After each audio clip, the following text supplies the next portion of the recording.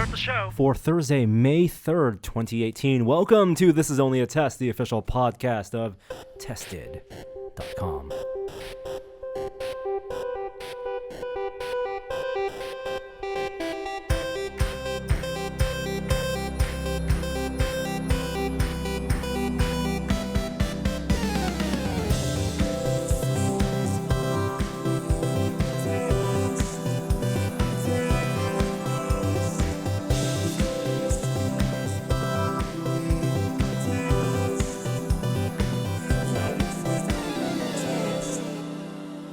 Hey everyone, welcome to a very special edition of This Is Only a Test. We are post-war. We're in the post-war era. The post-Infinity War era. Yeah. So let's get things out of the way. We are definitely going to be talking about Avengers Infinity War at some point in this podcast, but because we'll probably be diving into spoiler territory, we're actually going to save that for the end of the show, so you don't have to skip around. That was a listener request. It's a good one. It is. Good tip. It won't always happen. Sometimes we just can't wait to get into the nitty-gritty. But for this episode, we'll wait for the end. But do you want to see how are you guys doing? I can't wait to talk about the movie, to be honest with you, because I just saw it Okay. for the first time, and it's fresh in my mind. So I'm looking forward to that discussion in an hour or so. I also just saw it for the 5th time in 5 days. Well, you're on track. My pace is pace. slowing, Yeah. actually. Yeah. Is that it for you? I don't know. Maybe not. Okay. All right, we'll get into it later.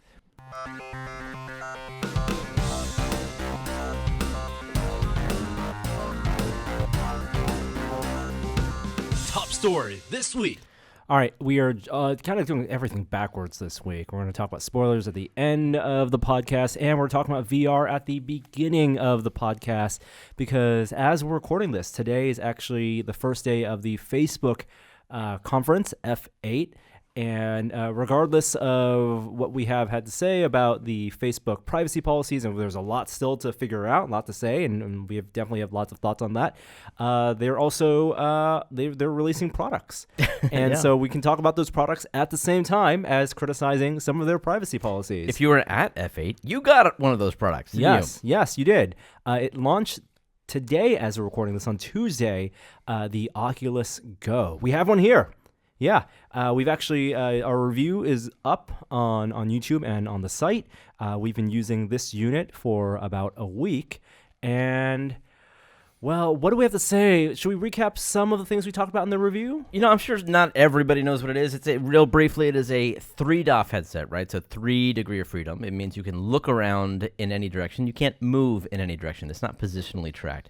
But it's also $200 and is all-inclusive. It's an all-in-one headset. It doesn't need a computer. There's no tether. It's battery-powered. You take it wherever you want, you throw it on, and you can look around in VR spaces, play basic games with the controller, with one handheld controller, and watch media, which I think is probably the most compelling use for it. Yeah, I mean, I think the first time we used it was at GDC. Obviously, it was announced last year at Connect, and I think we kind of knew, based on what they told us about the product, what the kind of experiences that we would be using on it, being desktop VR users and having some experience with mobile VR, with the Gear VR and the Daydream.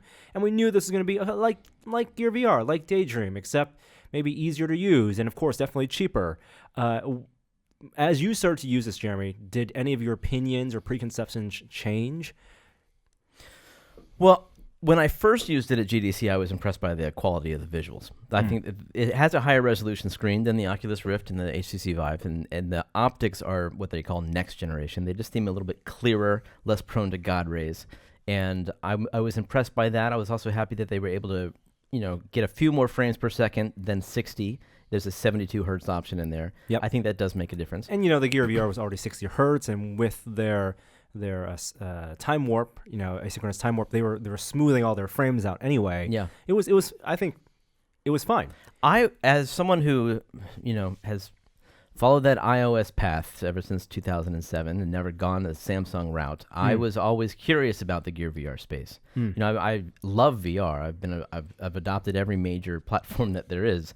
So, but except that one. And Except so for mobile. I was curious about that, and I wanted to see what there is. So now this is an opportunity for iPhone users to see that for the first time. I was never a fan of the Gear VR, mostly because of the fact that you have to pop your phone into it. Right. And there was something about that step that feels unnatural. Yeah. That always felt, just a bizarre sort of human interaction with a device. So I was excited about this purely from the standpoint of like, just put it on. Self-contained. It was a clumsy setup to pop open a cover. Even the Daydream, like that's one of the reasons Google had this soft cover where you just Velcro it on it, or like, tie a rubber bandit on essentially. And you never felt like the phone was made for that. No. Like, yeah. And like, because you're using the phone, you're touching the screen constantly.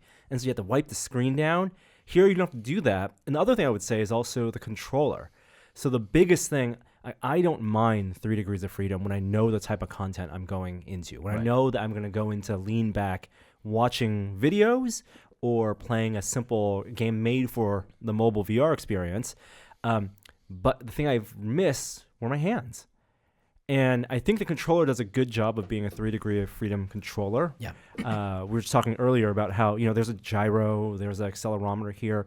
The IK, it does without limited information, is good. They never try to represent your hands, but your rotation with the controller looks like the rotation you see in the game world. They do some similar IK with your neck in the video app, where if you tilt your head, it actually moves the camera left and right a little bit, so you can peer around the chairs. So it does it all that it can. Right. But it's one-handed only. Yep. I do like that there is a trigger on this guy. It's not an analog trigger. It's just an action trigger. No capacitive touch, though. No capacitive touch on that, so you can't do any of inference. And so I know it comes down to they needed to make something that was $200. It was all about that price point. Do you need capacitive touch, though? Well, I felt like limited hand presence, even with just one hand, letting you know you're pointing at something. Right. It's going to make those social experiences that much more better. My family, particularly my parents who tried it, they struggled with knowing which button was which in VR and trying to find where that button was. And if you have capacitive touch, you can see that your virtual hand pass over those buttons. And because they have the abstract things with buttons and swipes now, things felt a little bit less intuitive. Everything, when you give someone a Rift experience for the first time, or even a Vive experience where they're holding a positionally tracked controller, and on the Rift side, you have hand presence, people are grabbing things naturally. They're reaching out and grabbing things. They're pointing at things. Here, like you said, every time I give this controller to someone, one, they're fumbling to see where the controller is because they have to rest it, whether they're left or right hand, kind of to their right or to their left. And two, it's just a laser pointer. All they have is a laser pointer with a swipe. And Facebook didn't add in some of the features that maybe they'll add in later. It's just software features like reversing, like top down, up and down scroll. Is it natural scrolling or is it inverted scrolling? People are used to different things. I think this is one of the last products that we'll probably see that is strictly a 3DOF. So I think it's a footnote, but an interesting $200 footnote. And knowing that, does that mean that they didn't want to commit to putting all their engineers? Like if you have, let's say, 1,000 engineers at Oculus, and you're working, and that's not, and just on the mobile VR side, right? You have a team working on desktop VR. You got to split that up between a product that has a chance of reaching a lot of people at a really good price point, $200, or putting them on the next generation product, which they're developing at the same time, already announced, Santa Cruz, which is a hand-tracked controller and a 6 degree of freedom headset. Where do you put the resources? It's not just a matter of resources. I think it is about that price point. I don't think they could make Santa Cruz for $200. At least not yet. No. And I think that $200 price point is what mattered most to the people who made this decision. It matters a lot to you. You've been raving about this price point as being one of the biggest deals of this headset. It's giftable. It's an impulse buy. And it's compared to the Gear VR, which required a multi-$100 phone, it's the most convenient form of VR. You're talking about a $200 piece of equipment that is purely for consumption of media. Like, we're not really talking about playing games on this thing. I mean, don't knock them. Have you tried Coaster Combat? I did not try Coaster It's Combat. not bad. But I have to say, like, mainly because I'm coming from a desktop VR experience. I want to move around. That's my natural form of interaction with VR, and that is not what this is good at. No way. And so it doesn't replace that. It doesn't supplant that. This is merely complementary. And quite frankly, the the few times, and I haven't spent a lot of time in it, when I tried this standing up and not sitting down, Oh God, no. I actually got nauseous Yeah. because it's just not built for that situation. Well, it doesn't track your movement. No, I get why. Right. And so I think the main use case of this is a media device. Right. Sure. Yeah. And- And we're all on the same page there. And so is $200 worth it for a media device? Dude, I bought an HMZT1, which is a Sony thing that you put on. You looked like a sci-fi nut. This was, how many years ago was that? Like Not too long ago. 6 years ago. 6 years ago? And it was $900. And it gave you a 720p TV that was, OLED. Dual OLED. Right, it was like way off here in the distance, and it moved with your head. Of course, there was nothing virtual reality about it. It was $900. This gives you a much more comfortable, immersive experience. Actually, fewer pixels, which is an interesting point. Like, when you watch a movie in here, you're not even getting 720p. Even in the movie theater, which is the biggest But screen you can you're see in so there. close to the screen, like you don't need like that kind of same. I'm just pixel. saying, if you're watching a movie and you want to see every pixel that they intended you to see, that's not what this is. It's If not you're- about. I get that, Yeah. but I think you're putting. if you're encoding a file to put on here, a 720p file is going to be fine. Yeah, it's gonna look great. No, I know you want to say something. Yeah. But just to follow up on that point, it's it's fine horizontal resolution wise, but if you go 1080p or higher, you actually can see the vertical resolution change. Because you get 1280 by 1440 per eye. So you get plenty of vertical resolution, but that horizontal resolution is quite limited. I think the argument some people are gonna make is like, do I buy this or do I buy a TV? No, you're talking like that's what I was saying, and I do think that there's something to that where like people are in a dorm room, or a kid is in a bedroom, or even somebody who maybe doesn't have a TV. God, I wouldn't give a kid this. I don't know what they're looking at. Well, I'm not. I actually thought Yeah, about you this do. too, and Yeah, you I don't do. want my kids having one of these either. Because you have no idea to see what they're looking at. And Unless they're streaming to Facebook Live. but there is a use. Are there parental controls on this thing? No, there is So a then no. there's a use case for this. Like Yeah. I do think that if you are thinking about, God, it'd be great to have a home theater in this room, or I could get this $200 headset. It's like, okay, you get the $200 headset and you see what you think, and it is what it is, and you use it, and I watched a movie in here. I watched all of Star Trek Beyond, and I was experimenting with watching it on the moon. I was experimenting with the home theater, the movie theater, and it was like I settled on the home theater, and I was like, this is good enough, and I enjoyed watching the movie in a hotel room Yeah. where my family was sleeping. And tell me how I'm going to do that. I have also used it in the room where Danica's sleeping. Yeah. And I've watched a movie. I'm plugging in headphones, of course. We are not the normal use case. We're not the users that we should be evaluating for this, though. So there's a lot to talk about in terms of like the value proposition. Very oftentimes, Nintendo famously, they sell hardware maybe a little cheaper than their competitors, and many times, many hardware makers try to take a hit on the hardware because they make the money back in the software. This is a device where there's no way anyone is making money on the hardware. Facebook may be eating a lot on the hardware already, but if you buy this and don't buy a single thing in the Facebook store, maybe just use a Netflix subscription, it is still worth it. Yeah, I mean, it At has $200. internal storage. You can drop movies on there. I still am very skeptical of climbing over that valley of wearing this on your face for 2 hours, which is what we're talking about immediately. For me, that's more of a comfort issue. Yeah, well, that's a than- big deal. than for a this. screen quality issue. No, I understand. I mean, the screen does look absolutely brilliant, like you talked about. The I- optics are great. The screen looks better than my Rift. So we're in terms of second screen experiences, right? Like many oftentimes I will take a break from my desktop PC to sit on the couch in my office and just scroll Twitter or watch YouTube on my phone. YouTube's a bad example because there's no YouTube app on this. I found myself more in the past week taking a break while videos encoding, sitting on my couch, putting this on to watch a TV show because I found it more comfortable to watch a TV show on Netflix on this than to hold my phone up, not even high up, hold my phone up on my lap and watch it on a 5-inch screen. Yeah, my concerns are more about the motion sensitivity without the 6DoF. And I'm sensitive to that. Like, I've definitely sensed nausea from using this, and I've learned when I need to close my eyes in order to reposition and things like that. But also the strap comfort. And I do think a rigid strap would be helpful for watching anything in this long term. Knowing the just the 3 dot limitations, I think you either buy into that or you don't, right? Either you're too sensitive to it and it's not for you. You should wait for a 6DoF solution, whether it's from a Google solution or from Santa Cruz in the future, or on the desktop side, because you can get a Windows mixed reality headset for $200 now. Thank you, Microsoft, for subsidizing all those. My fear is on the computational power also of this. It's a Snapdragon 821, which is last year's processor, which runs the UI fine, and one of the things we talked about in the review is that there's very noticeable chromatic aberration at the fringes of the lenses. Turns out because developers don't want to, the Oculus even doesn't want to put the extra computational power on the headset to compensate for that. Well, don't you think that was a price concern, just that would have increased the bill of materials? Sure. Every launch app I've used so far works fine. I think load times take a little bit longer than I like. What I'm worried about is as this scales up and as there are more ambitious apps, is there a cap to the number of useful apps? Big Screen just came out for this today. And I loaded up Big Screen. Beta, right? In beta. Yeah.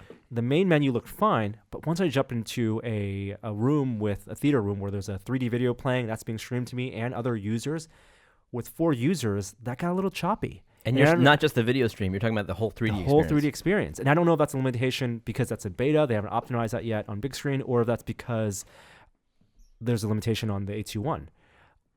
That use case is at least interesting to try out. Like if we're all watching Game of Thrones or Westworld. That's what I want. Right. And right? we can't take that for granted, not because of necessarily the network capabilities or even the infrastructure on the back end. Like that's a problem that can be solved. If these are no good for more than 5 avatars in the same room, that's definitely a limit on the social potential of the Go, which we haven't seen yet. Yeah, which Oculus is selling. If you look in the box, watch concerts and sporting events in arenas with other people is a selling point for this device. Oculus TV, which isn't out at launch, the promise is to have a virtual couch and have your friends and you can watch a show together. I want that. Well, long story short, I'm not buying one. Mm-hmm. Jeremy is driving around to all the Best Buys, cleaning them out. Hey, dude, I went to a Best Buy this morning, and I actually was the first one in there. I requested the item. By the time they found them in the back, because they had no idea, they brought up all 8 to the front, and they emptied the boxes into people's hands. People were there waiting for... So you were the first person in Best Buy, period. Yeah. Doors open, you walked in, how may I help you? Hey, blue shirt. I want this I thing want called the Oculus Go. What's that? Well, you're selling it today. Right. Did you know? Yeah. No. And then they looked it up, and of course they found them in the back. It took them forever. And then they came up, and by a half hour later, they were sold out. Wow. But they're getting more tomorrow. I mean, I don't. I'm sure they'll handle demand. These were the hardcore. Like, this is not the barometer. That's crazy that there's a hardcore base of people who are waiting in line to buy a technically, functionally inferior VR experience. Norm, it's that $200. That's Norm, you are wearing one of these in the middle of a movie theater today. I was. So let's not talk about hardcore. I'm just saying, like, this is not a product that should be dismissed because it's not as functional as where we know VR needs to be. Where VR is right now on the desktop side. And you said, I'm not sure you said in our review or not, but it is not a replacement for the desktop experience. Right? Yeah. It is a complement to it. It's something you pack in your bag when you go to a hotel or you want to watch TV in private when you don't have privacy. Yeah. Right? I hear what you're saying. I know everyone says that. Everyone says that, but I guess there's... I mean, if we think of the analogs for other media players, right? Let's assume this is a media player. What is this most like? Is it most like the iPod, like the first gen iPod? Or is it more like the iPod Nano? Maybe, right? Or is it more like what was it called? Like the one of those third-party brands where we weren't locked into an ecosystem. You can plug in and play, and people knew they were buying the Nomad jukebox. The Nomad jukebox, the iRiver or iRiver, the iRiver whatever player. Or when before media players are built into TVs, and yes, there's still Apple TV, like those Western Digital boxes. Right, those boxes that you could HDMI boxes that would just decode videos, and people would know they would just rip movies, download movies, and put them on these boxes to stream. The thing is, all those products were priced appropriately. This is not, and I think that's part of the problem here is that it's only $200 because Facebook is essentially subsidizing it. Apple never subsidized the iPod. They wanted to make money on it, and they did. And there was crazy margins on it. Is there? You think that's a wrong expectation? Do you think this product sets bad expectations for VR experiences in general and pricing? It's a Band-Aid in a lot of ways, because a year from now, or however long it is, maybe it's 18 months, there's going to be a more expensive device that does this and what desktop VR does now. Yep. Santa Cruz does that. Yeah. What do you guys think about the battery life? That's something we didn't touch on in our review. It's about 2.5 hours. And can you plug it in and still watch stuff? I did. Norm says Oculus suggests not doing that. Because of overheating, I think. I never did more than 2 hours. One movie, the longest thing I did was Justice League, which was right at 2 hours. Right. But my God. What if being confined with Justice League? My justification for that is that is a 16:9 movie, and I like 16:9 movies over for this type of experience. I want to get more vertical pixels, as Jeremy would say. I think that the reason that they ask you not to plug in while you're watching is because they don't want you to move your head around while you're tethered. So the location of the jack, jack is also an interesting place. It's on the side. I don't like that. Where should it be? Underneath? Underneath. That would be better if you were using it while you were charging. Yeah. Because you could yank it out a little easier. It's not as bad as if it was on the top. That would be the worst case scenario. Yeah. But I think the location of the jack and the headset jack is a factor of them buying and not making custom boards. It's buying off the shelf boards. Oh. And what? With the chipset. You think that they didn't design their own boards for this? They must have custom boards. You're crazy. We got to ask them about that. I designed custom boards for the PinSim. Now, if they did, then why is it USB? Why is it micro USB and not USB 3? USB-C. Is that a cost issue? Is USB-C expensive? That's what I'm saying. I don't know. Maybe that's not built in. I got to look into this. It could be a thing that's not built into the native A21 controllers, the Snapdragon A21 controller. Oh, right. Maybe so. And that would have an extra chip for that controller for USB-C. But USB-C, I mean, if that's a cost-saving measure, that is definitely a thing that I miss. Same with readable, expandable memory, expandable storage, right? No micro SD. There's 2 SKUs. There are 2 SKUs. The 64 gig is the one that we both bought at Best Buy. Yep. That's, I think, if you're gonna buy this and use it, you're gonna want 64 gigs. What do you guys think about the isolation factor that this gives? Everyone remembers that photo of Zuckerberg walking down the aisle and his army of Gear VR heads behind him. Do you remember that? Mm-hmm. And everyone had on a headset and couldn't see the real world. They were all in virtual reality.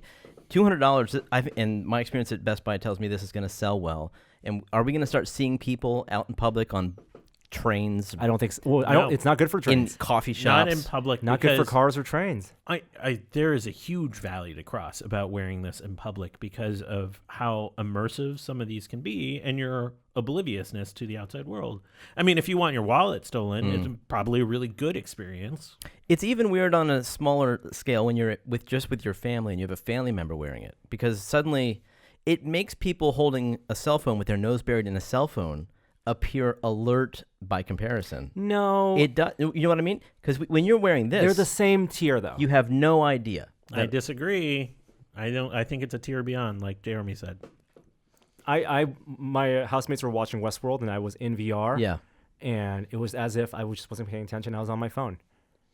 But I mean, they might have been like flipping me the bird and throwing things at me, and I had no idea. Right. But I had no idea. So how would they have gotten your attention?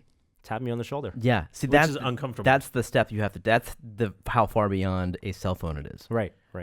Well, the review is up on the site. I'll be interested to hear from listeners if you bought one or if you think it's worthwhile and your experience in it. So I think that even if you don't buy one, if you're interested in the future of what Facebook is doing with VR, it's worth trying it, because some of these technologies are going to make it into Santa Cruz. The optics, the lens, the panel, the audio, that built-in audio. I was skeptical at first, as like, is this a gimmick? The not having to have earbuds.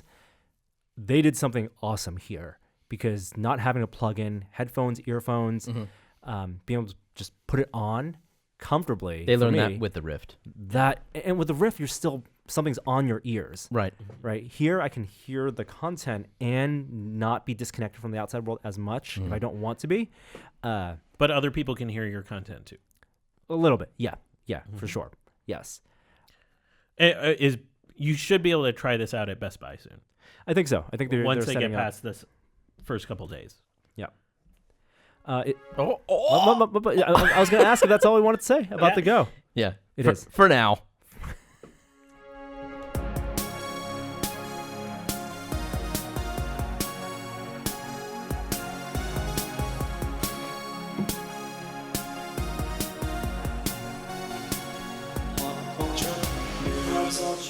I think we're gonna fly through some of this stuff so that Jeremy can get his Infinity War fix. All right. All right, we got a bunch of Star Trek news to talk about. And the first thing, something we did not talk about last week, is for Star Trek Discovery, Season 2, they're in production right now. And of course, we have given a little bit of spoiler that there was the appearance of the original Enterprise at the end of the first season of Discovery. They have cast Christopher Pike, who's going to be the captain of that ship. And I think they did some pretty good casting here. They casted Ensign Mount, I think his name is. We talked about this. This is Black Bolt from Black Bolt. Inhumans. Yes. Now they've also shown some of the costumes. Because in Discovery, the costumes are all blue. And they have...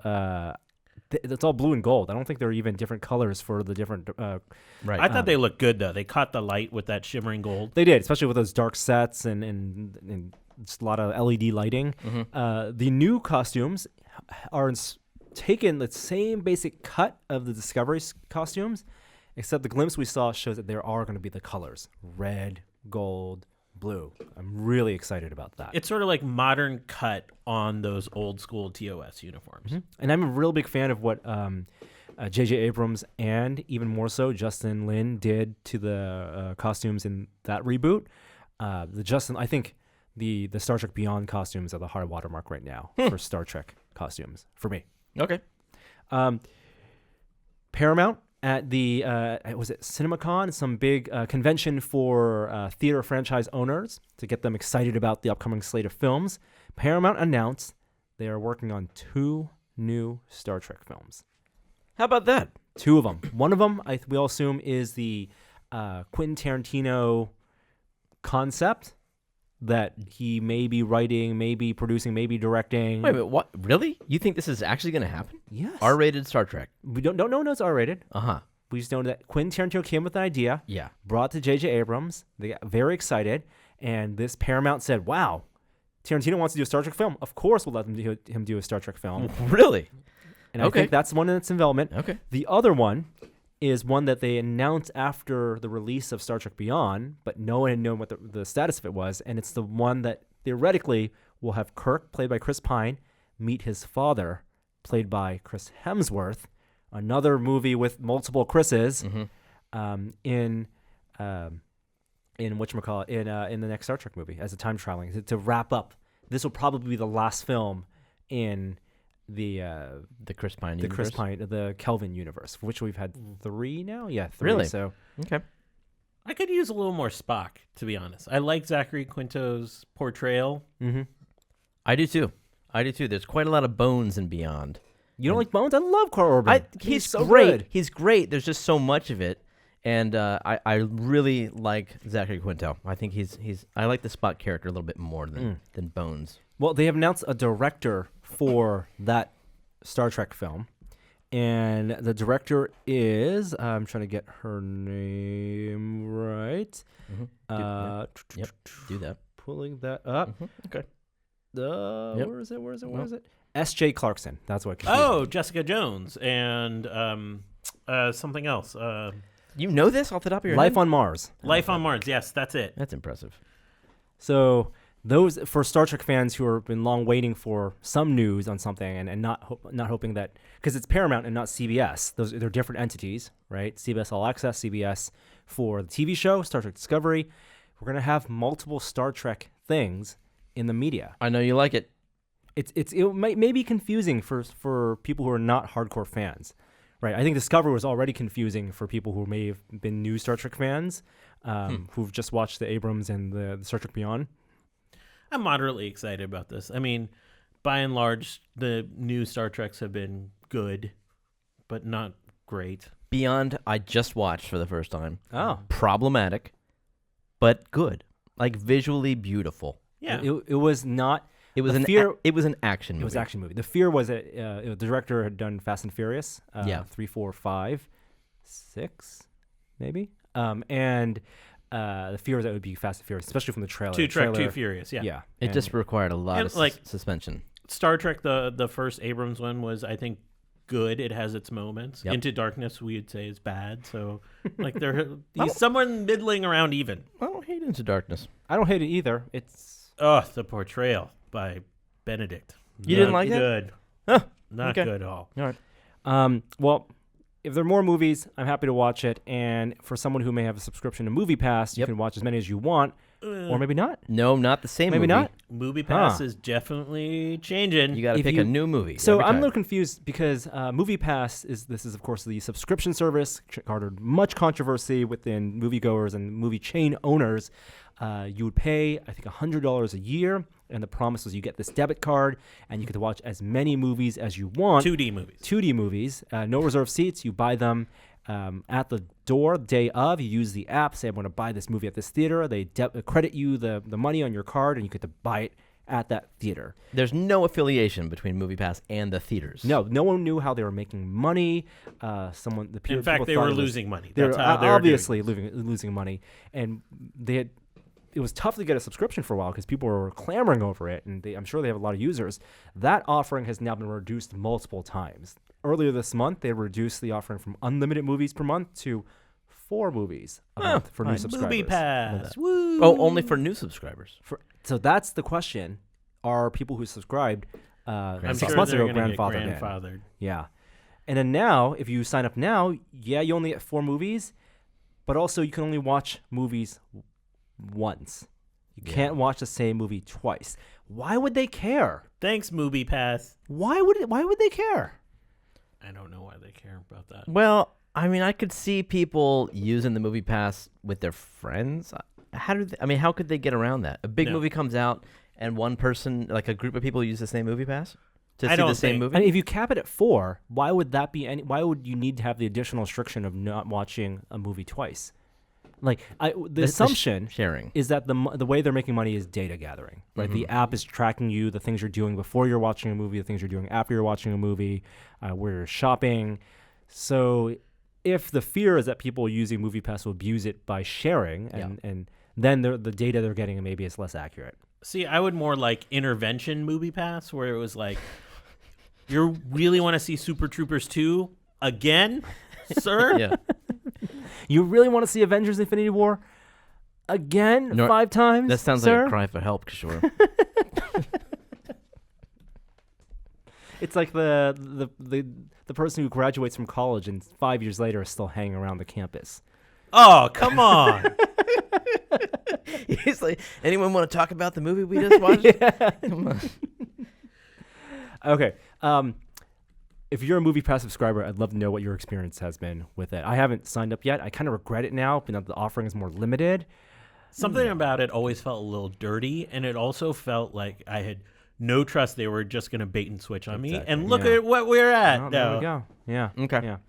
Yeah. And then finally, a bit of Star Wars news.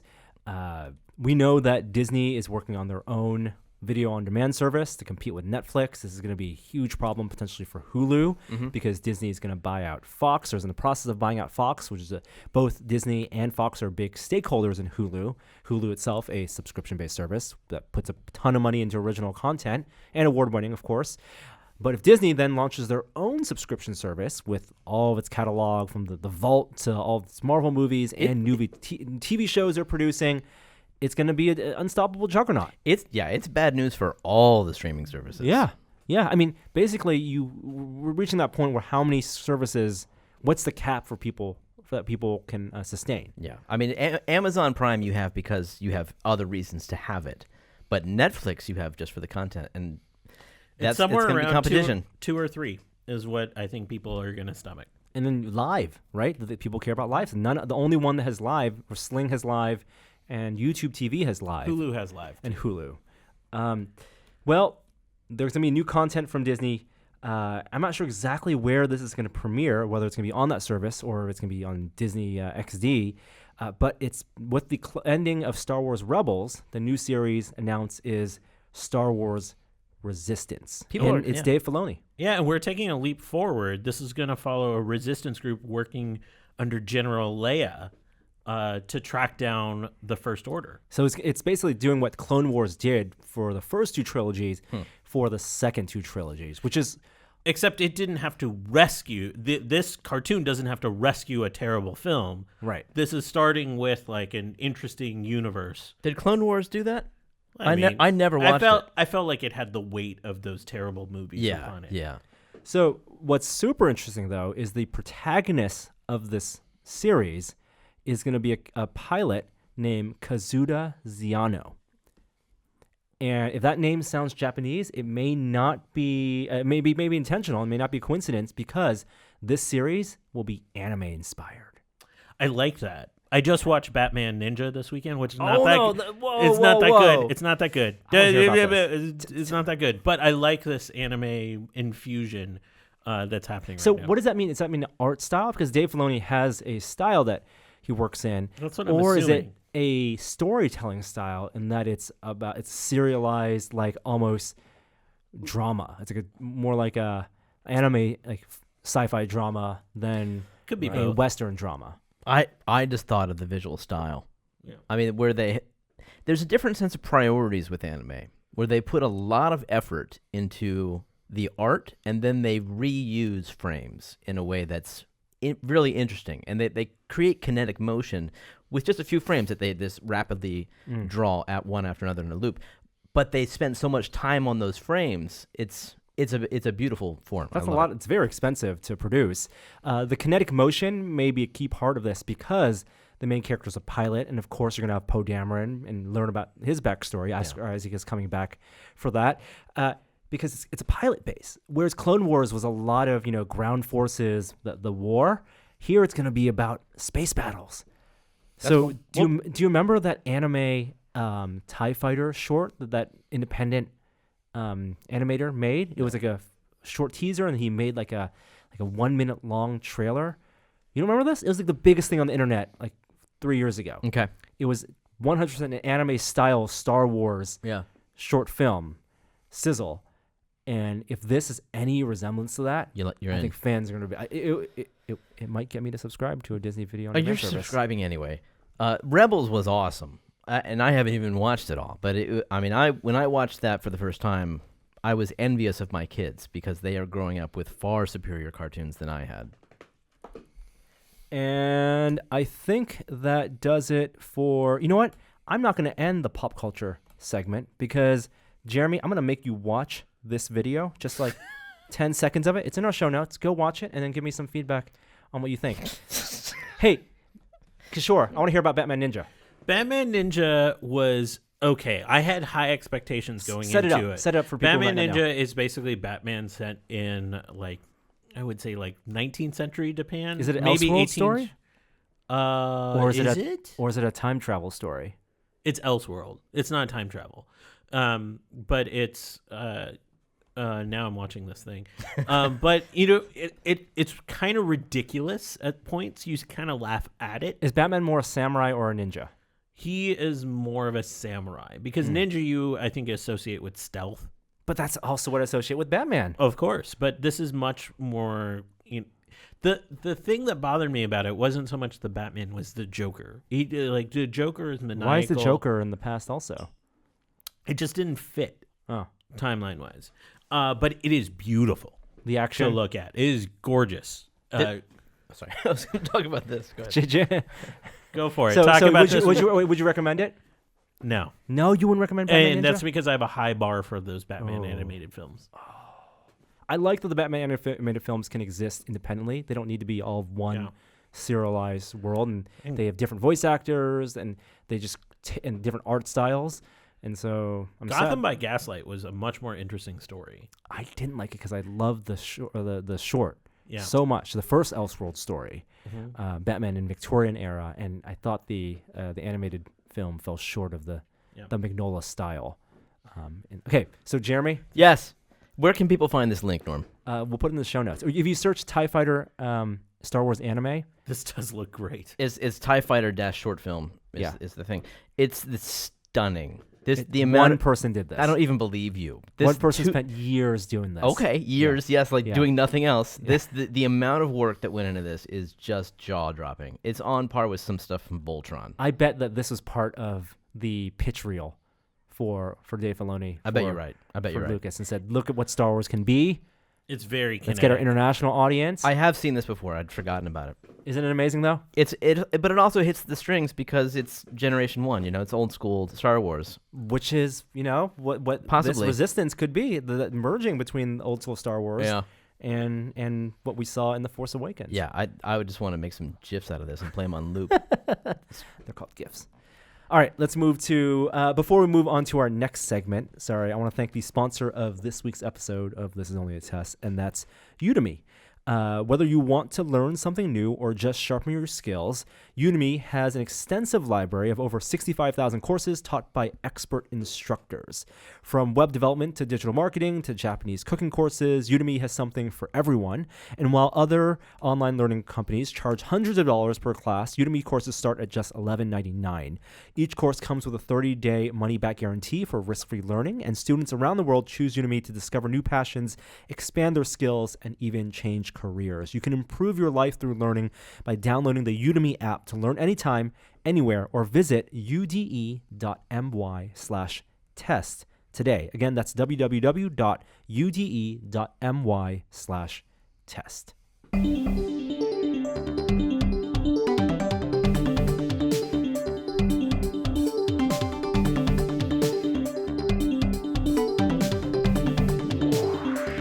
Technology news. All right, I think we hit warp speed on this. Ready? Let's pour one out for our airport routers that none of us have had for a number of years. Because Apple is officially discontinuing all of their Wi-Fi routers, including time capsules. What? There was never any point in buying an Apple router, right? Because Why? Why do you why was there's nothing Apple about it? They the weren't. experience, the connecting? That's why companies like Eero and that's why there have been so many startups, because Wi-Fi was such a terrible user experience. But Apple clearly didn't solve that. Well, that's the problem. I'm saying there was a market, and Apple failed Yes. in Also, solving the Wi-Fi problem. I mean, I understand why time capsule is going away, because the cloud. Yeah, they want to sell replace iCloud it, right? subscriptions. So- Subscriptions over a single service. But they had an opportunity to do mesh networking, make it work, just work. Yeah. With all the brilliant things they do with your shared devices, with your iMac, your MacBook Pro, and your iPhone, and sharing the Wi-Fi logins to make it seamless in your household with all your family members. It didn't look like Airport did that. So what's going to happen to existing Airport users? The devices are still going to work. They're just not going to send out any updates for it. And the report in ours indicates that the hardware is essentially discontinued. It won't be for sale anymore in the coming months. That's a bummer. We talked about Amazon and Amazon Prime Video and why you wouldn't cancel that because it's tied to your Amazon subscription. But would you cancel that if your Prime subscription went up by 20% in price? I wouldn't blink an eye, Norm. Neither would In I. canceling or in keeping? I'm keeping it. Wow, what is your upper limit for a Prime subscription? It's probably I'll show Amazon I charging shouldn't- me for Prime. I'll just buy more stuff. Dude, I shouldn't say what that is publicly because people will hate me. I buy so much from Amazon that the shipping alone is worth it. It's absolutely worth it at a lot more than this. Wow. Well, Amazon already the users are paying $100 in the U.S. They're going to raise that by $20. Instant 20% profit gains And for how many Prime subscribers did you guys say? 100 million. 100 million worldwide. We don't know how many are U.S. based. This price goes into effect May 11th for new customers, and for existing customers gets phased in June. All right. Do you feel like there are parts of the Prime subscription that people don't take enough advantage of? Yeah, Prime Video. Well, Prime Video is an obvious one, but there are other things. There's in Prime. music. I think people don't take advantage of music. Music for sure. has changed a lot, though. I use the music through Echo more than anything. No, absolutely. But it used to be like a storage area. You could put your music up there, and that sort of morphed and changed a bit. I think Prime Now is underrated as well, especially in those markets where Whole Foods delivery is tied to Prime Now. It's a separate app. It's a separate subset of the domain where It's also a website now. Oh, yep. But it's not It's just shared. separate. Yeah. You have to go into the Prime Now section to pick out the items. And it's get not them. available everywhere. Like I don't think everybody even knows about that because it's not available in every store. Treasure Truck. Let's talk about Treasure Truck. I didn't know this thing existed. And Really? if you go back into the archives, we talked about this feature. Like Amazon knows so much about you. They are in the data game just as much as Facebook and Google are in the data game, especially in terms of purchasing behavior. I thought it'd be smart for Amazon to just put on UPS trucks products that they think you'll want, and then send you notifications to get you to buy the item so you can have it on the same day that the product comes out. That would be an impulse buy. Exactly. Tap into impulse buys. For example, Amazon knows you bought the first 2 Star Wars movies on Blu-ray, but you forgot to buy the latest one, or you didn't know this other thing came out. They put it on the truck. You get notification. It's GPS tied to UPS and says, "Oh, your UPS truck is 2 blocks away. You can buy this item that we think you have a high probability of wanting to buy. Pick it from the truck right now. That's buy ridiculous. That's not how they do things. Well, they're doing something similar. No, Treasure Truck has been around for a little while, but it's different. It is Woot meets Amazon. Okay. Which is basically they have one deal per market. So the things in different cities are different things. Okay. So in San Francisco today, maybe it's like, we have 2 16-ounce ribeye steaks. It's like why is it high quality steaks being? Oh, I want to buy steaks from Amazon. It is oftentimes steaks when you look it up, and it's like if you go to this location, they're turning a little brown. But oh my God, does the truck look like this? Yes, it does look like this. I ran into one in New York. It looks like a carnival. And so they set up some they set up frisbee in the background or horseshoes and. It's a heavily discounted item, and it's usually like some sort of premium item. Not always discounted. No, I mean it's discounted from what its normal price is on Amazon. So it's always a deal. Yes. Wait a minute now. Whatever you showed me the other day was retail price. It was $50, whatever the normal price. I'm just saying it's not always discounted, but maybe sometimes, maybe often. I think it's discounted from the normal price on Amazon. Okay. That doesn't mean it's cheap. Those are 2 different things. And you set up a time you buy it, and then you have to go to a location where this truck is during a prescribed window and pick it up. What? That's not that appealing to me. No, it's not. Where is it in San Francisco? It's different locations. It's, I'm not going out of my way to go downtown. Usually it has 3 different locations in a city. To pick up some ribeyes after work. So sometimes they'll have stuff like a Nintendo Switch.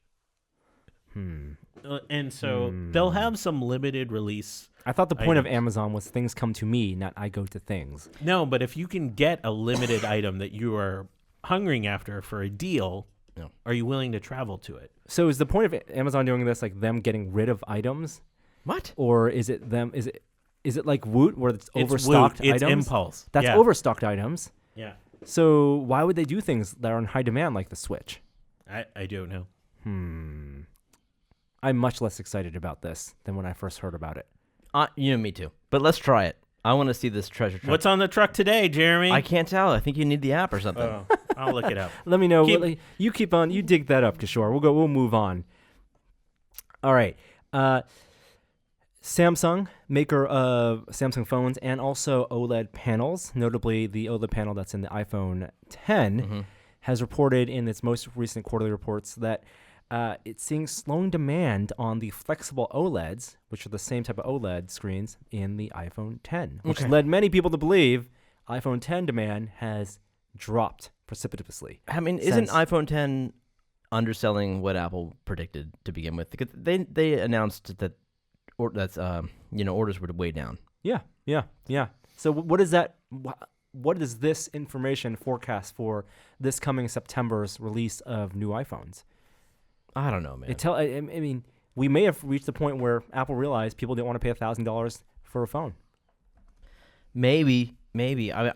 Some people will, obviously, clearly. I also heard that they were getting rid of the headphone adapter entirely. Did you read that? The $9 the $9 dongle. Why? Analysts predict that it will be gone from the iPhone 11. As a bundle. As a bundle. No, you'll still be able to pay $9 for it, but it will be no longer bundled in. But they would include Lightning headphones still? I assume so. Yeah.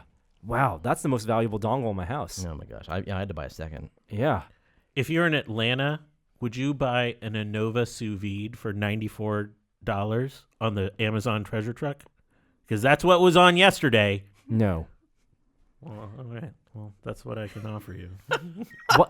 What would compel you to go to like a mall where the truck is parked to pick up something? Ribeyes wouldn't do it for me. If it was a go today, maybe people would do it.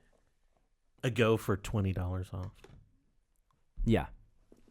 Launch day. I think launch day items All right. for sure. Next story.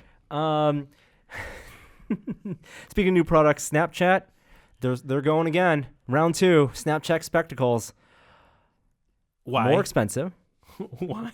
They were $150. They were pretty successful. They were pretty successful at launch, and then it all crashed around them. They were pretty successful in generating hype for it, but I don't think as a product, I think they did a write-off. There was so many unsold Snap spectacles. So maybe these were in development before they realized that this may not be a business. These are more expensive. Yeah, more expensive. Yeah, they wrote down $40 million in merchandise, but these were coming out again. So we had a pair of these, and the best part about them, they were, I think, pretty cleverly designed because from a distance, they look like sunglasses, aside from having a camera in the corner.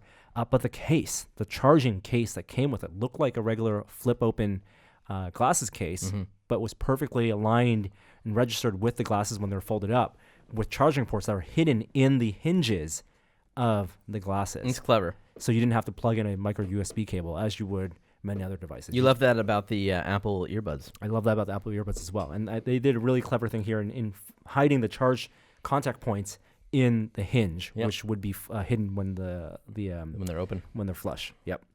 We will not be buying this second generation Snapchat spectacle. What do they do? What's better about these? They Anything? take pictures. They take pictures, take video, and you can pair up to your Snapchat account and you can share them. Instagram has stolen Snapchat anyways, so I feel like there's... Snapchat, their big thing is filters, right? The big difference is what they do versus what Instagram. And obviously... the stories, which Instagram stole from Snapchat, the time-limited appeal of publishing.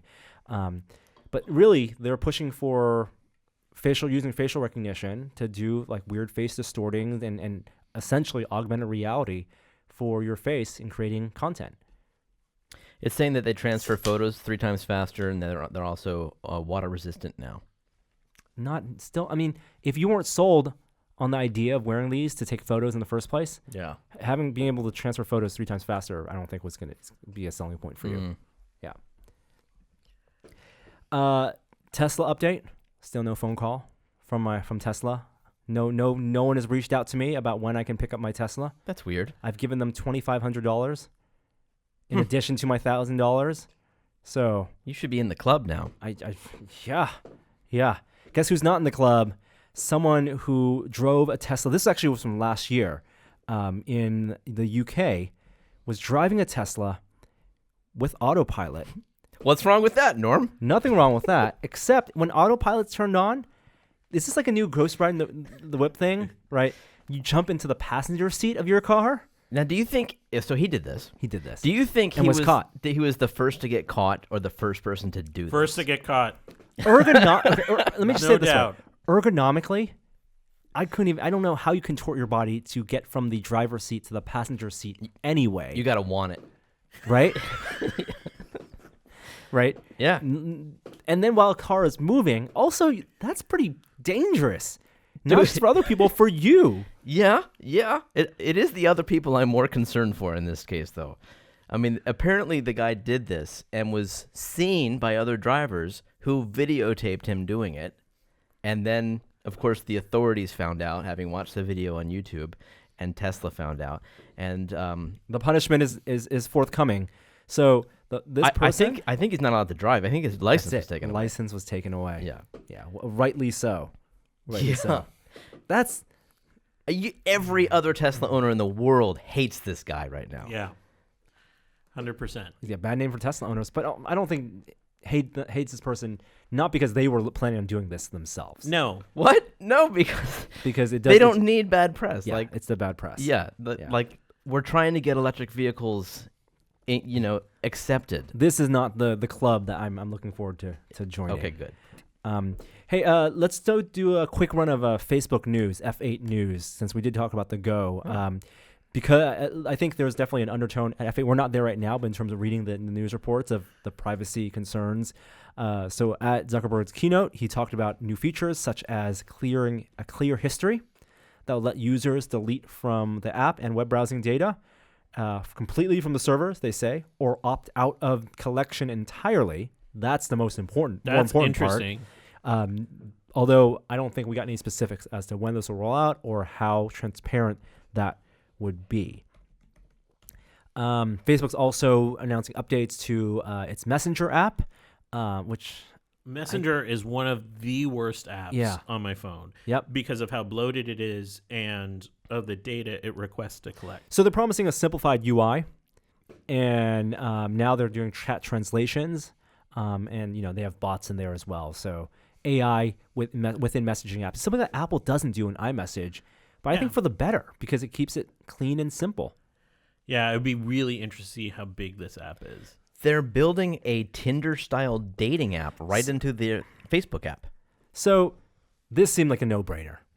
the reason Facebook was created in the first place was for this purpose, and it just didn't embrace it. You mean when it was a college exactly app? Yeah. And so to build it into Facebook, this feels more like it lagging behind. This feels like a Me Too feature. But when you have their user base, it doesn't matter. True. Yeah. And it may not be hit with the kids, but Facebookers only. And everyone has the app already. I guess that's right. Yeah.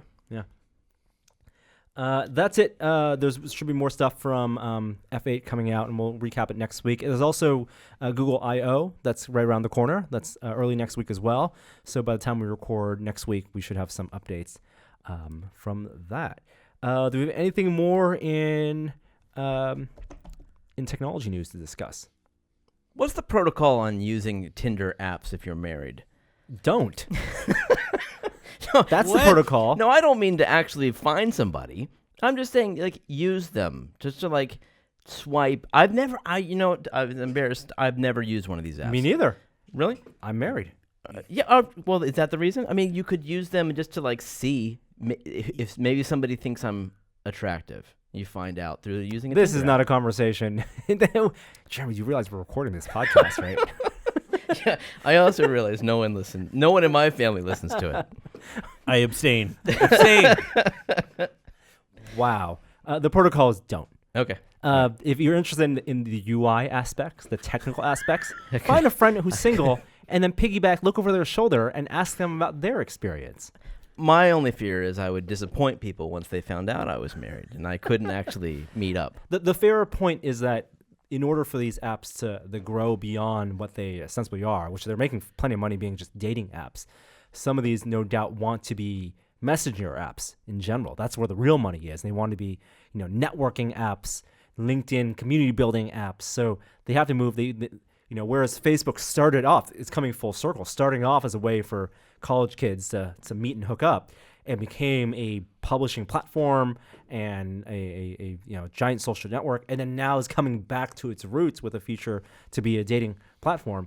A lot of dating apps, I can't imagine, don't have their sights on wanting to be just social networks. And so in that sense, maybe it may be okay to use Tinder in the future to find watch parties for sports or board game meetups or other neighborly activities. Abstain.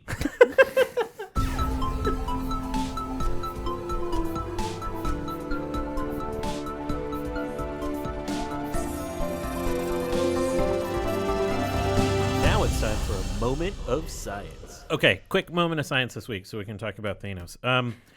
Russia just launched a floating nuclear power plant. This is not the first floating nuclear power plant. We actually had one first, USA, back in the, the 60s or 70s, that was down in Panama. This is a 70 megawatt floating nuclear power plant that is being sent up to an oil mining town that's kind of in the far recesses.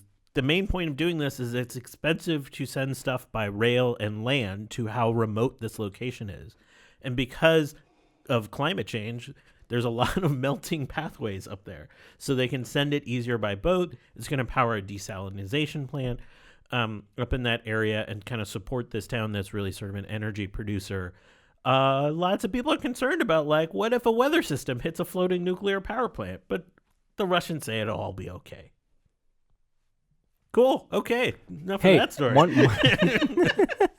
One more bit for science.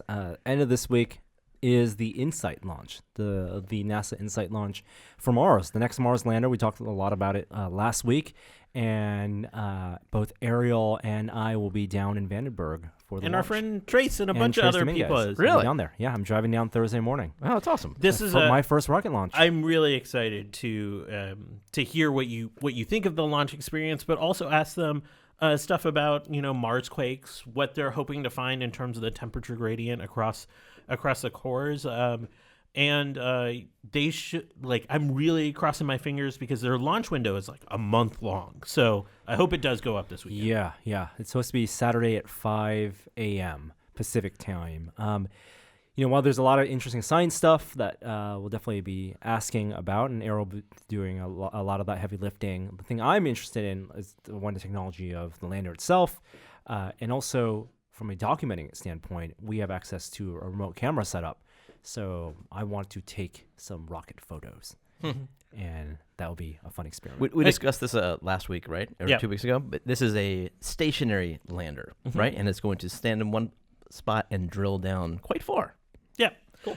I'll just quickly add Blue Origin launched their Shepard launch vehicle. This is a human-based launch vehicle to low orbit. It got up to about 350,000 feet.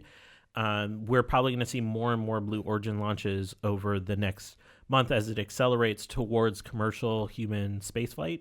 And estimates peg probably the cost of going up there for one of us to about $250,000. So Simone, you still got a chance. Yep. $250,000. Let's get it done.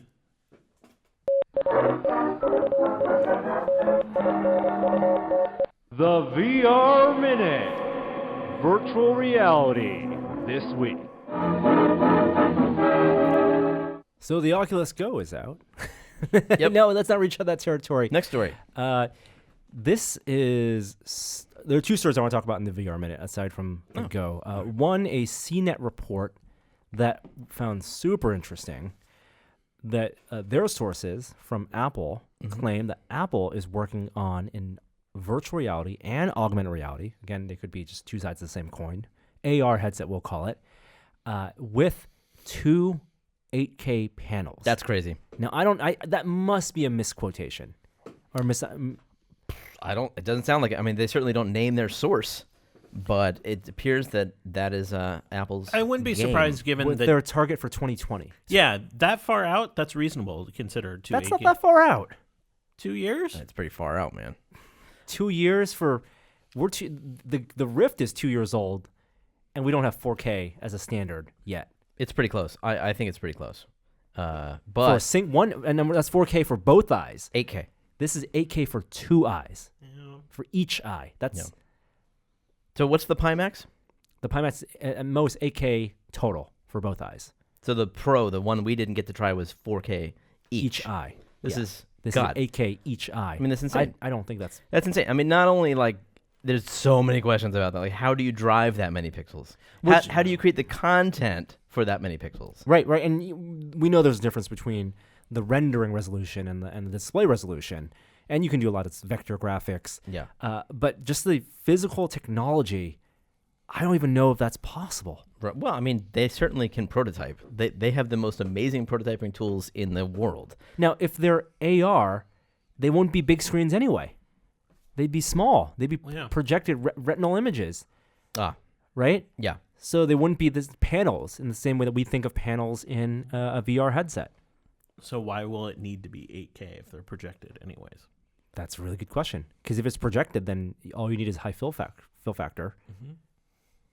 Yeah, it's Maybe more this about is field of view. Maybe this than is anything. just a fancy term that I got attached to this project. I think It it's isn't I about- think it's misquotation. Well, it's not an announcement. No. this is some internal rumor kind of Yeah. stuff. The other story I want to talk about, and this one is also from a CNET story, is reports that Oculus is working on an immersive theater experience. What's a that mean? one-to-many immersive theater experience. What's that mean? Like big screen? No, like the Speakeasy Oh. or the Invisible Hours. What do you mean one to many? So remember the Invisible Hours? Yeah. where it was a scripted immersive theater VR game where you got to watch a play act out and be in that world. This would be like that, I presume, except as opposed to scripted movements and audio and downloaded audio, you're watching streamed performances, performance captured actors and voices, and where they would be in some soundstage, all wearing performance capture hardware. Live. That's interesting. That is, yeah. I don't know why they would need it to be Right. live. I don't know what the benefits of that are unless you're changing up the performance every time. Well, what's the difference between Saturday Night Live being live and being pre-recorded? you get the tension of something potentially going wrong. Yeah. And because this is VR and they can do it broadcast one to many, I presume if you have a cast of actors and they're doing an event and you buy a ticket to it, you don't get to directly interact with these people. You're just in your instant. You're just getting that streamed to you, maybe with you and a few local friends. I'll bet there's some interaction, something. Really? Something like HQ, like something like right. You tap a button and then they get feedback, and that would be really interesting. Where like if you had 10,000 users signed in to playing at once, and there was a moment where you have to choose red or green button, and the more people would choose one button, that can change the response for an actor. Mm-hmm. I could see that being that being a cool use of live. I like that they're experimenting in this space. I think it's a novel use of VR.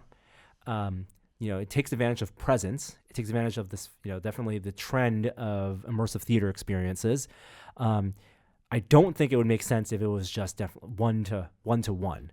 Mm-hmm. 5 people get to go to a theater experience. 20 people get to go in a theater experience, and the 5 actors play just for them. It needs to be broadcast one to many. Yeah, because to work economically. We've tried to compare. We've tried to say, well, how does theater work in virtual reality? Like, can you just sit and watch a performance? And they've done that, like with Henry and some of the other Oculus. What were they called? Story. Yeah, Story Studio. Yeah. Those experiences were almost dramatic in a way, where you were not a participant, just an observer. Right.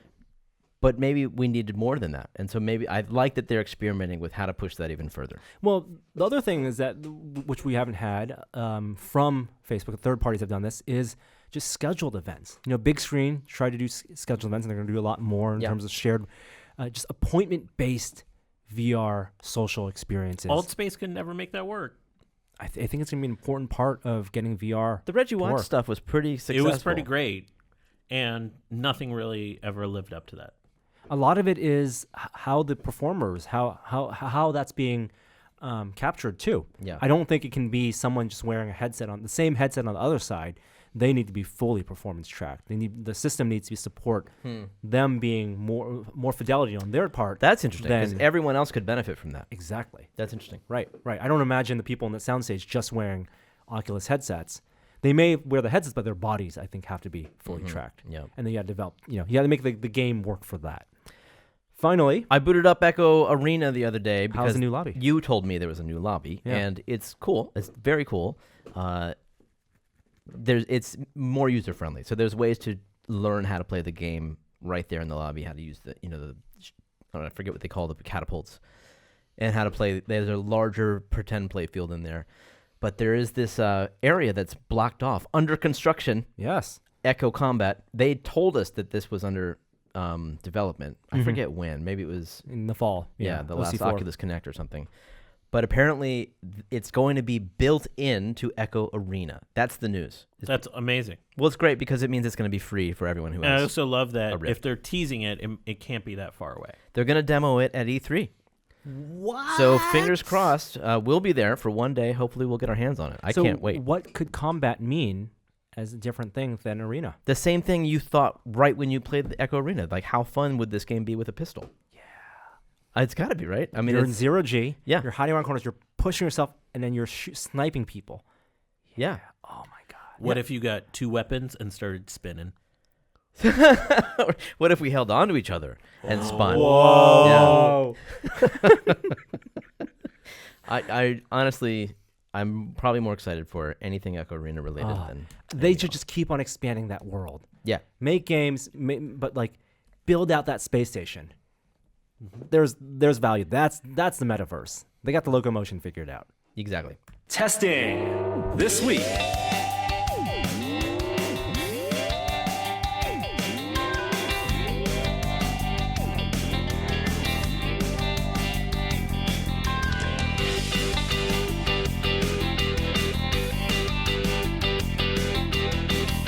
Hey, what have you guys been testing?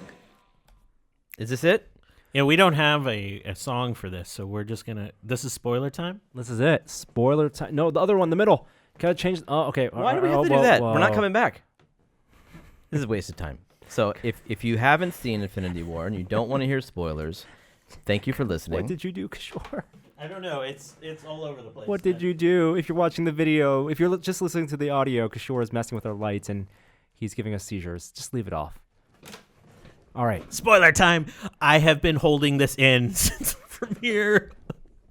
I have not spoiled it for anybody.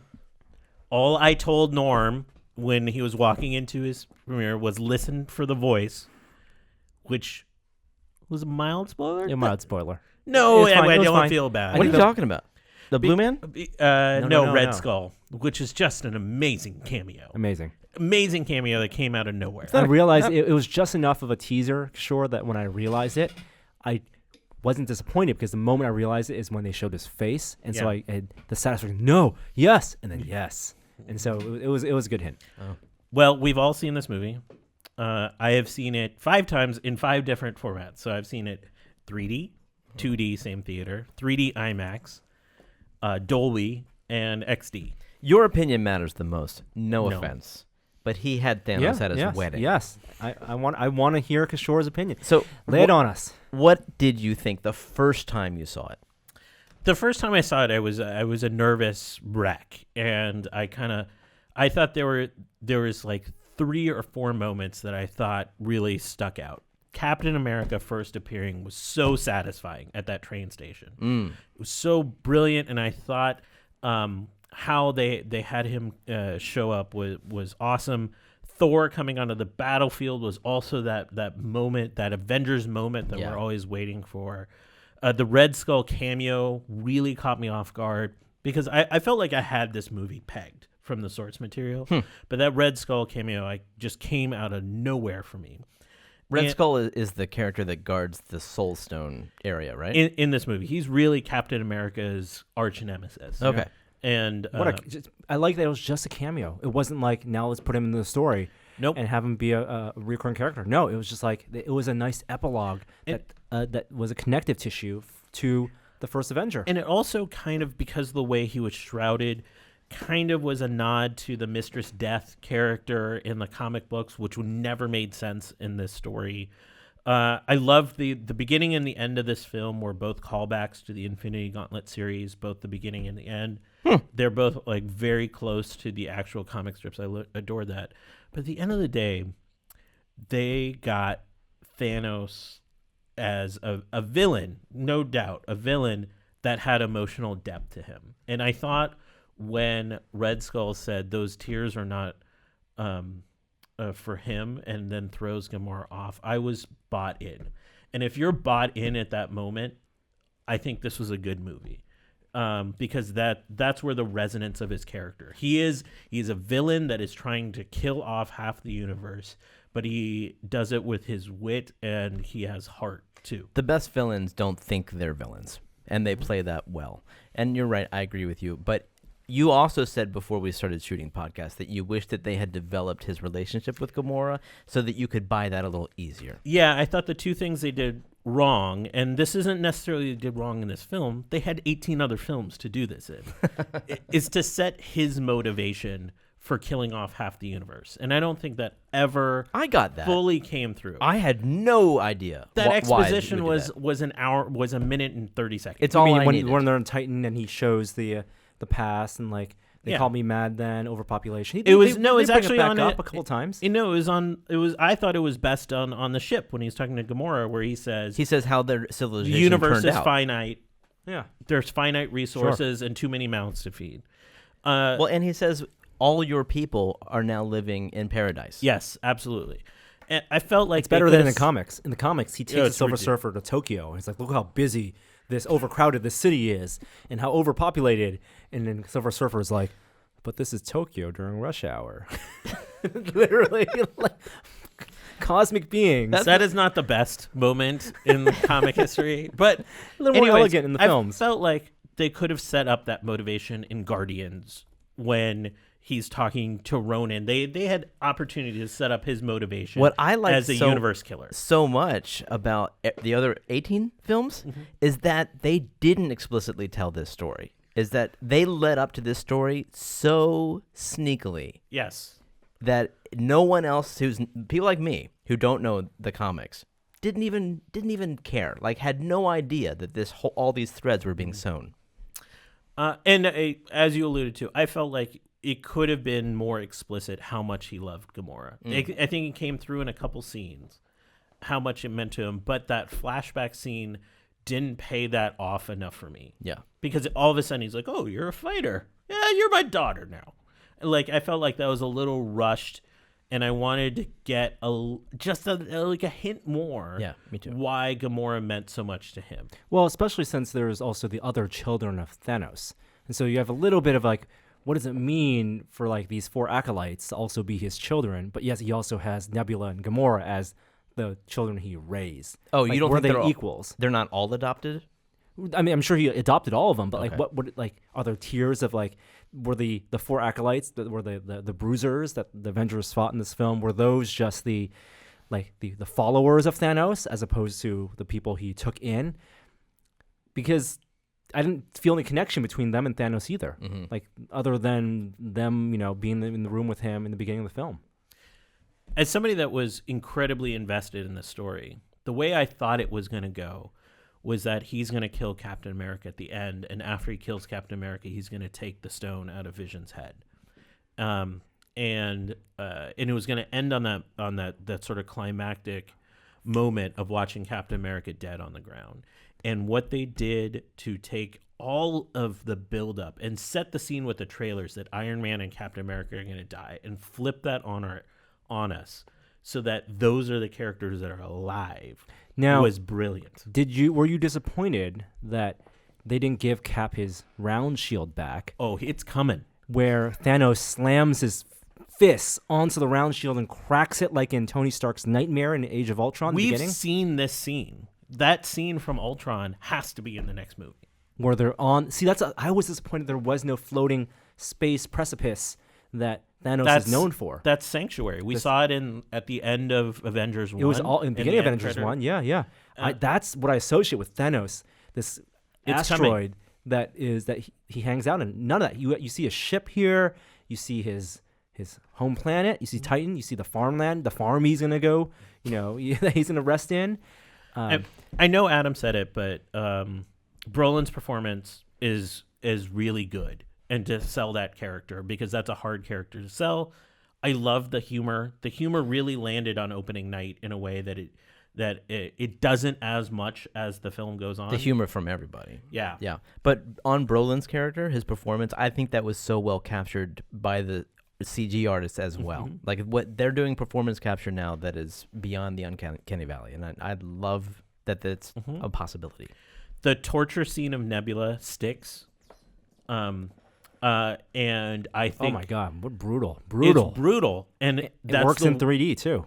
Yes, it does. It is shocking in 3D how they laid that out visually, but also the emotional resonance. I wanted to see more of Ebony Maw doing that same thing to Doctor Strange. Oh, is And- that the bad wizard? Yeah, Ebony Maw was sort of the preacher kind of I character. loved his character. I was sad to He's- see him go. Yeah, I was disappointed in that, because in the comics you get Ebony Maw and Doctor Strange having this real battle, and Ebony Maw wins and kind of corrupts Doctor Strange's mind and kind of turns him. And so I thought that's where they were going. As soon as he got the Reality Stone, I knew he was going to assemble the gauntlet. Which in one's this the movie. reality? Is that The Reality Stone was the one on Nowhere that Benicio del Toro. Oh, had. okay. You knew that he was gonna. He was going to get them all. this movie. yeah, definitely. There was no way this movie was going to end without I don't know. him not getting them all. Because there's going to be a part 2, and that's got to be something. I figured maybe it was the rest of the Stones. I didn't know when this movie was going to end. I thought that was one of the most interesting things. I thought it was going to end 3 or 4 times. That's and I don't know if that's a good thing, because that showed this movie had so many moving components. They need to resolve or come to some ending to all of those. Yeah. And Thanos can only be in certain fight with Thanos on Earth, fight with Thanos on Titan, fight with Thanos on Thor's ship. It's a lot for the viewer to keep in A mind. lot. It was a lot, but they kept the tone of all of those characters from the movies that preceded them in mind. We got that when the Guardians were introduced. We got the ridiculousness of Ragnarok with Thor and the way he kind of talked. We got very Iron Man, Doctor Strange arrogance. I saw this joke on Twitter, and I feel like it is the missed opportunity that no one said no shit Sherlocks to both of them when Tony Stark and Doctor Strange were together.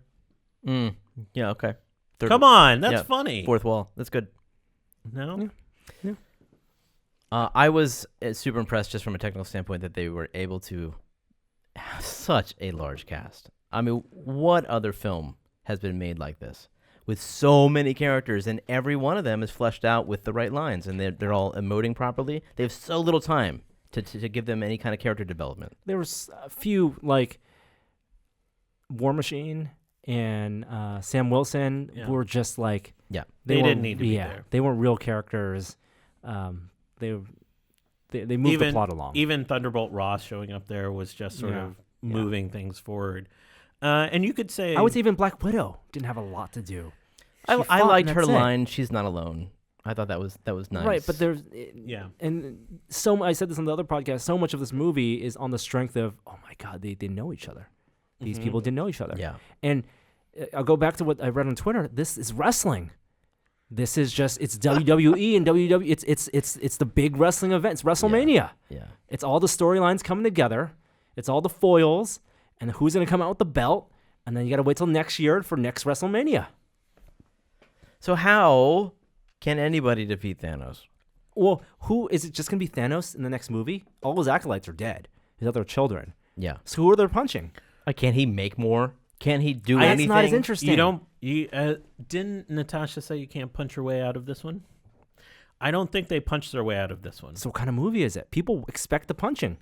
Well, I mean, there will be punching because there has to be at some point, because we're back to the original Avengers now, plus like Rocket and War Machine and a couple other people. But essentially, this is the Avengers and Nebula and Gamora getting their revenge upon him. And so I do think they're going to have to not fight him. I think on some point they're going to have to reason with him. Well, that's the last scene of the movie. They've That's got- not the 2 hours preceding that. I Two think and they a half have- hours preceding it. It's got to be an infiltration. It's Ocean's 11. It's a heist movie. That's what I, It's movie. heist for the gems. that's what I want. While Thanos is sleeping on his farm, you're going to sneak in That'd be and steal a gem freaking one at a great. time. What I love is that it's in the comics and in the movie, the gems are all powerful, right? And so you have this huge power disparity. Already you're talking about Hulk level fighter, Hulk level Hulk strength, like the most strongest beings that if a Hawkeye was here, Hawkeye would get crushed. His spine would be broken again. But they limit that power by showing that Thanos can only activate the gems when he makes the fist. I like that. And they fought him by holding his hand open. And also the power is limited by his mind. The power gem, theoretically, if you had it, you could wipe out an entire civilization. But he used it to push people aside, pull a moon in, but he couldn't even pull the full moon in, right? It was like willpower. It was like a Green Lantern ring. I like that aspect of it. The reality, he changed reality, but only when he was there. So you think they'll use those limitations to their advantage? Well, the writers have to have those limitations. Otherwise, these Also, are just, how it was written in the comics is that the weakness of the Infinity Gauntlet is the wearer of the gauntlet. What about all the people that died? I think there's some perm debts. I think Loki, Heimdall, are gone. what an end for Tom Hiddleston. I think he did Loki. well. I mean, beginning of the movie, that's it. I loved how he went out. I thought I expected him to go out, and how he went out. Also his warning to Thanos was also accurate. because wearing the Infinity Gauntlet is to become God. Yeah. And his warning was I think well heeded. Idris Elba never really got He much said, "You will never be in a god." any of this. You'll never any of be a these- god. Yeah. But Danica made the point that everyone who died has an active franchise. You lost Spider-Man, just made a Panther. brand new movie. Black Panther. They already their next movie's confirmed. You lost. Doctor Strange probably won't get a second movie. Is that you think not? I think he will. I think If that the he people wants to on run. the flip side, all the people who survived have their contracts are up. Exactly. So I'm wondering if maybe they're going to flip it. Like Yes, somehow, yes, yes. somehow, like we go to the reality where everyone who died is alive. No. Yes. I think. I think he's right. I think the heist idea isn't so far off. I think we're an escape movie. I think we're going to Soul World and spending a lot of time there. What the heck is that? Soul World is where all those dead people are. Except So you're saying Soul World is that scene at the end where after he activates the gauntlet and he sees the child Gamora, he's inside the Soul Stone. Yeah, that was a weird scene. I think everyone that evaporated got transported inside the Soul you think it's gonna make Stone. Back to the Future 2? Wait, is that the train one? No, that's the one where Marty McFly goes to the past and sees himself. Uh-huh. A lot of introspection. Oh, right, Because you're right. right. The people that died, the actors that died, there aren't enough other characters to fill out a full Avengers crossover movie. You're not going to hire Chris Pratt and Zoe Saldana and all the other Guardians and Benedict Cumberbatch just to be revived at the end of part 2. They've got to do something for the duration of part 2. And I think it'll be a second act and a first act reveal where Spider-Man is with Gamora, Star-Lord, Everyone Doctor who Strange, died. everyone who died, Bucky, like Doctor Strange didn't die. he did. He did? He Yeah. did. Wow. All of them are going to be somewhere together, and They're there in have Soul been World. there have been. I don't know if we want to go into next movie spoilers. There have been set photos from the filming of part 2 that indicate. Oh, I don't know. Should I say this? This is a Should I- pre-spoiler. Should I indicate? I don't know. Maybe we save this for the end of this discussion. Go for it. They We're indicate they're spoilers. in the movie, Oh, really? and they indicate that they'll be maybe revisiting past events that we've seen Okay. in the 18 movies. So not necessarily alive. maybe Just flashbacks. flashbacks or time travel. Time travel. That's where that Back to the Future 2 reference. Ooh. Did they film these concurrently? They did. Well, they film Most parts of them. concurrently. Yeah.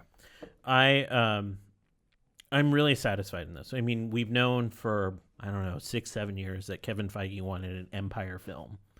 And I think he delivered a gut punch. Who is that? Kevin Feige's sort of the president of Marvel Studios, that is the architect of the entire Marvel Cinematic Universe. And he has long said he wanted an Empire Strikes Back. And he gut punched the crowd. There are audible gasps in theater when it ended. Adam did turn to me at the end of that movie, except he said that was really fucked up. Yeah. And I realized I was sad. I didn't realize it for like an hour till after I was on my way over here. We watched it this afternoon. We then had lunch. I had conversation with my family, and then I got on the train to come here, and I was like, "What am I feeling? This is sadness." But is it real death? I mean, it's not, and it's going to get cheated. But I think you're gonna feel I sadder was- next year. I was worried when I didn't love the whole Stormbreaker thing. Not those scenes were great; they're fine. But that felt like a MacGuffin to me. Like, oh, we just built a new axe that can kill him. It just felt easy. And so when he hits him with it, I was like, oh, this is an easy way out. And then when they don't do that, I thought that was such an incredible choice from Marvel to do that. They needed a second movie, though. No, but there he could have escaped, and they could, there's lots of directions they could have they went, but they let him kill everyone. Yeah. And I thoroughly enjoyed that twist on us. I will say it's by no means the best Marvel movie. I think it's probably like 4 or 5, somewhere in there. It's quite different. It's also like structurally. it feels like the genre is an event movie. Yeah, Like the genre, you couldn't say like the Winter Soldier, spy thriller. Like, absolutely. taking our favorite characters and putting them in film genres, like a Western or like a comedy, buddy act comedy. This is just event movie. Things happening. Big things happening is the genre. Which I'm not sure I'm super into. Well, it's kind of a finale in a sense too. Yeah. Like I'm more excited for period piece, Captain Marvel. Yeah. I'm more excited for Those are self-contained movies. Yeah. This is something more than that. And I think there's a place for this kind of movie. It's not a place that you can you can't have this movie every year. You can't even have this movie every couple years. It has to be pretty spaced out. And they paid it off. They really did. And frankly, Thanos is the hero, guys. The hero wins. I actually stood up at the end of the protagonist, maybe. I actually would go stood so up far at as the end that. of the second time I saw it and just raised my fist in the air because I was like, he won, guys. He won. And I walked around to people and I was like, yes. And then I started going, I won. How do you explain to children that you're such a fan of this man who wants to wipe out half of the life in the universe? Look, I have to admit that I got some worrisome texts from my sister, and then I had to have a hard conversation with my wife after she watched this movie, and she was like, you like that guy? I mean, you can appreciate him as a whole person with his own sense of reality and priorities that are on some level relatable, but you don't actually agree with Thanos, of course, do you? No. I Good. mean, my wife was like, there's some white nationalists out there that have similar feelings as Thanos, and I was like, oh, we have some problems. They're not random. Thanos is random in his right. Yes. Okay. I love this character because he was the first villain that I came across that had depth and didn't just win by his brawn, but won with his mind. And that didn't totally translate to what we saw on film. He did outsmart them in places, but that's the character I fell in love with in the comics. And I thought they did the best they could with a ridiculous source to elevate it in a screen that made sense in a larger universe. Do you think that I don't know if Jeremy's the perfect analog for this, but for a mainstream moviegoer who maybe didn't know Thanos' origins, watched the 18 Marvel movies, do you think that when the hammer, like there are two false endings to this film: Scarlet Witch killing Vision, breaking the Mind Stone, and so Thanos potentially not getting all 6 then, and also Thor throwing Stormbreaker into Thanos' chest. Do you think people at those moments thought that's the end of the movie? We won. The good guys won. Jeremy, did you think that? I did. You did? I thought that. Gosh, I thought the movie was going to end several times. You thought like when Scarlet Witch blew up Vision, that was a huge, this very emotional moment, right, for her character, right, killing, that who was closest to her, for trading lives essentially. You thought that was potentially an ending. I did. And then also when Thor comes in and then throws a hammer, hits Thanos' chest, you thought that's it, they beat him. That's pretty He killed close to him. the ending. Okay, and then it wasn't that at all. Yeah. Wow. I mean, I thought it might end when they were fighting him when Spider-Man and Iron Man were fighting him, like way back then. Before. Wow. Because I wasn't checking my watch. I didn't know what time it was. But it was a long movie, right? It's over 2 hours. 2 hours and 40 minutes. There is nothing more villainous than after Vision dies that first time, him patting Scarlet Witch's head and offering like sympathy. Child. Yeah. I love it. That line is going to resonate in my head. Like he has a few of those lines. I only feel you. He's like, I understand, child. No, and no. like, he You have offers no idea. He offers Now like is no time to sympathy mourn. or empathy in these Now moments. is no time at all. Yeah. Great Well, line. but there's That line's ridiculous. I But love mean, that line. There's a moment when is it T'Challa's sister, the Wakandan Shuri. engineer, Yeah. where she's working on him and she's rapidly trying to finish. Yeah. And we're led to believe she didn't, Oh, I think didn't. she might have finished. but she did something. She closed the program. Exactly. So what did she do? Oh, I mean, moved she the was- consciousness out. No. See, if the problem is if she grew up on iPhone X, that's not the way to close a window, guys. That's more of an Android card swipe. No, I think she finished. I think that's one of those things that I think she did finish, and that Vision is alive. this movie has in the same way that like Game of Thrones has transport problems and time dilation problems.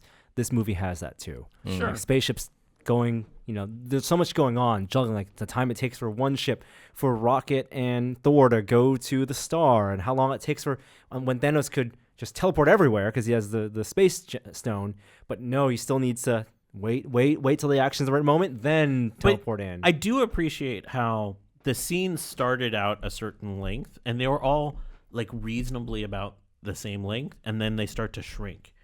And they shrink and they shrink and they shrink, and then there's more and more traveling in between places with a dynamicism. It makes you feel like a little frenetic coming up to the conclusion. I really like also Benicio del Toro.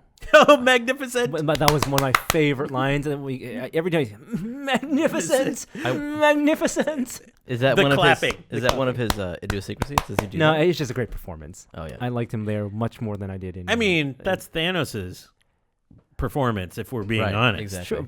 Sure. But yes. Yeah. Oh, and did you see our never nude friend I did Tobias not Funke? I did not see the film gay.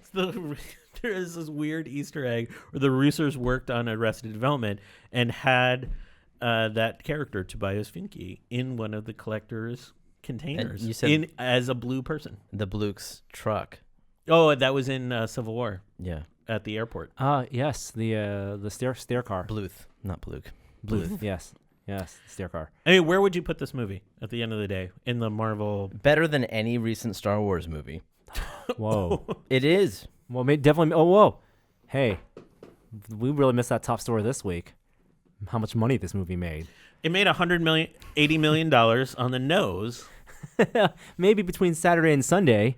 Hey, $258 million. biggest opening of all time. Biggest Saturday of all time. What was the biggest Sunday previous of all time? Last Jedi? Force Awakens at 247. Oh. It made a cool $11 million more. And I was only than Force responsible Awakens. for $6 million of that, from what I can tell. That's nuts.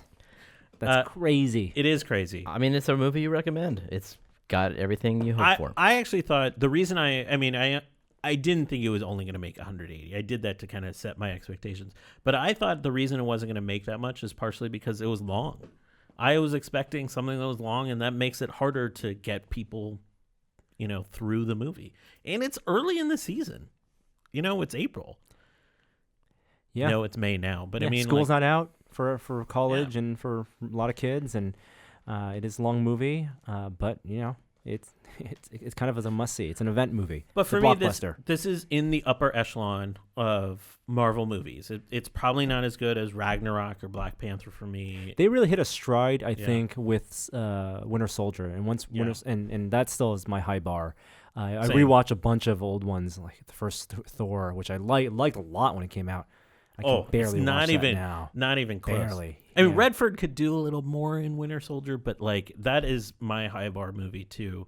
Avengers 1, just because it has so many moments that are. I think you got to credit incredible. Joss Whedon's writing. Yep. Yeah. And I think you felt the inelegance in some of the writing here, because Joss Whedon, almost every line is elegant. But he didn't write this one. He didn't write this one. He did do Ultron, though. He did, and that one has a lot of the same elegant writing. I don't know. Ultron's a little messy on rewatch. I want to see this one again because of the complexity. I'll go again.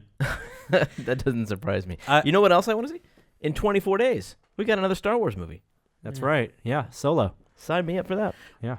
I will say there is nothing as enjoyable as your favorite character being a villain from youth for like 30 years. Yeah.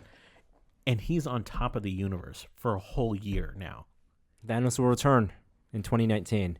But we have other Marvel movies in between. We do. News trailer for Ant-Man and the Wasp was just released today, so that is, I don't know when that's going to be set. I presume before the events of Infinity War. And Half the people are gone, but let's not acknowledge it. Exactly. And then there's also Captain Marvel, which is, I believe, early next year. They're filming that right now. Mm-hmm. Very exciting times. That does it for us for this week's episode of This Is Only a Test. Thank you all for listening, as always. We have an outro, Jeremy? We will.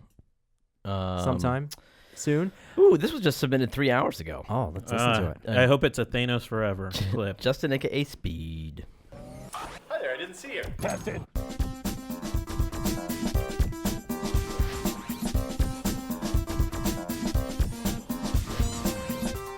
bet this is going to be a terrible camera. Our soul's in the machine now. All right, it took a picture. Yeah. It looks so sad. Now There we when we die, we go straight to hell. That's right.